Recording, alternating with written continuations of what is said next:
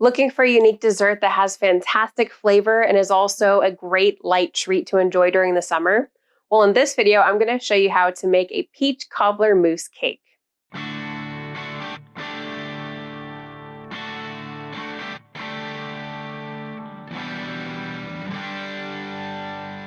Hi there, my name is Carly and welcome back to my channel Adventures in Yum, bringing you delightfully delicious food videos that I hope will inspire you to go on your very own food adventures. If you're new to my channel, I share recipes for sweet treats and savory eats, food reviews, and yes, some cocktails too. If that sounds awesome to you, please consider subscribing. Summer may be winding down, but that doesn't mean that we have to stop enjoying the fresh flavors that this time of year has to offer. Peaches, for example, are abundant this time of year, and they're a wonderful fruit because they're extremely versatile.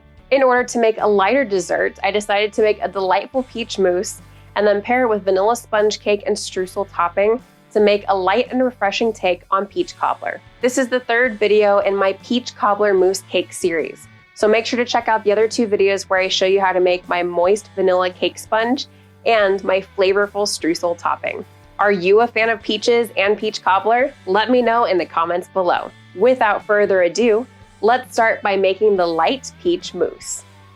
First, we're going to blend our peaches to make the peach puree. Here I'm using a combination of yellow and white peaches. Simply pop them into a food processor and puree them until smooth. Measure out 2 cups and then set aside while we work on the rest of the mousse. To the small microwave-safe bowl, add half a cup of cold water and then sprinkle 2 packets of powdered gelatin over the top. Briefly mix together, set aside for 5 minutes to allow the gelatin to bloom, and then prep the rest of your ingredients and equipment.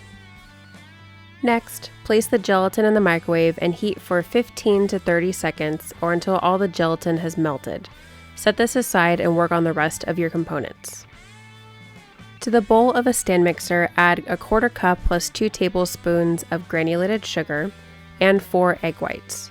Using a wire whisk these ingredients by hand and then place a bowl over a medium saucepan containing simmering water. Constantly whip this mixture until all the sugar dissolves and reaches a temperature of 140 degrees Fahrenheit on a thermometer. 140 degrees Fahrenheit is the temperature at which eggs are pasteurized and therefore safe to consume. Remove the bowl from the stove and place in the stand mixer and whip on medium speed until it achieves medium peaks. While the meringue whips, add the remaining 1/4 cup of granulated sugar and 1 cup of cold heavy whipping cream to a medium mixing bowl and whisk either by hand or with a hand mixer until you reach medium peaks. I did things a little out of order while recording the making of the mousse, so I'll just have to dictate the best order to combine the different components. In a large mixing bowl, stir together the peach puree and the melted gelatin. Next, fold the whipped cream into the mixture. And finally, gently fold the meringue into the mixture. Fill your favorite serving glasses with the peach mousse and let it set for at least an hour in the refrigerator. After filling a couple of serving glasses with some of the peach mousse, I'm going to use the rest of the peach mousse to make the peach cobbler mousse cake. You know, you have to set some aside for quality control. And now, we're going to put everything together to make a light and flavorful peach cobbler mousse cake. First, we're going to cut a circle into the cake that is just slightly smaller than the size of the silicone mold we'll be using for this cake. The size I am making is a 9-inch cake, so I decided to use an 8-inch cake pan as my guide to cut the cake. Now, we're going to pour the peach mousse into the silicone mold and then use an offset spatula to level it to make it a nice and smooth layer. For this 9-inch cake, I decided to add a little layer of streusel topping in between layers of peach mousse.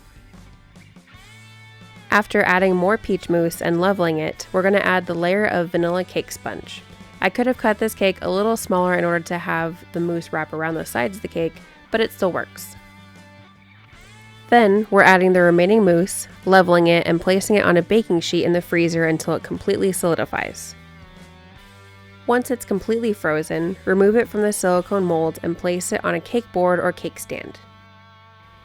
Next, we're going to slightly warm some of my homemade caramel for about 10 to 15 seconds in the microwave and then pour it onto the cake.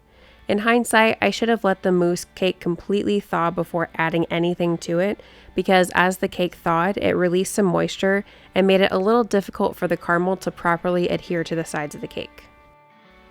To add a nice color contrast, we're piping some beautiful buttercream dollops. Stabilized whipped cream would also be a fantastic choice. Next, add a generous amount of streusel topping to the top of the cake. Because the caramel on the sides of the cake was slightly messed up while the cake thawed, I decided to cover the sides in streusel topping as well, which worked beautifully.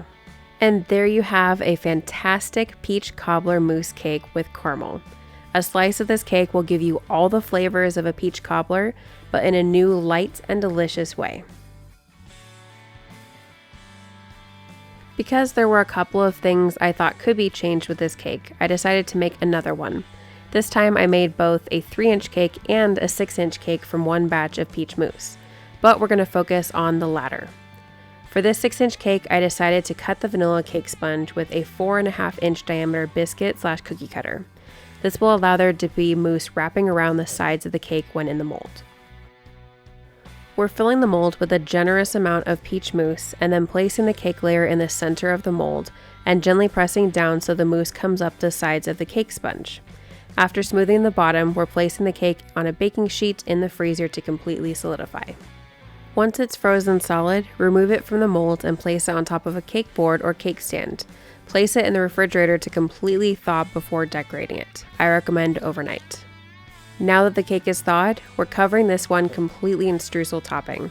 Gently press the streusel onto the sides and top of the cake. Now that the cake is fully covered, we're taking some of my slightly warmed homemade caramel and piping it on top. I love drip cakes, so I decided to also add a little caramel drip around the top of the cake. I decided to go lighter on the caramel for this one because I found that there was too much on the 9-inch cake and therefore had too strong of a flavor that slightly overpowered the peach mousse flavor. This cake, on the other hand, allows it to be a perfect accent to the peach cobbler flavor profile. To top it all off, little piped dollops of whipped cream beautifully finish this cake. This cake is so delicious. The peach mousse is super light and gives a very subtle flavor. The vanilla cake is nice and moist. The streusel topping provides texture and fantastic flavor, and the caramel adds another depth of flavor. You can find the printable recipe for my peach mousse and my peach cobbler mousse cake on my website, adventuresandYum.net. Make sure to check out the links in the description below. Thank you so much for joining me today. Let me know in the comments below if you enjoyed this cake series and if you would like to see more cake series like this. I'll see you next time. Bye! If you like this video, please make sure to like and share. I put out new videos every Friday, so please subscribe to my channel for more fantastic treats and eats. Thank you so much for joining me today, and click right here for another great food adventure. I can't wait to see you for my next food video.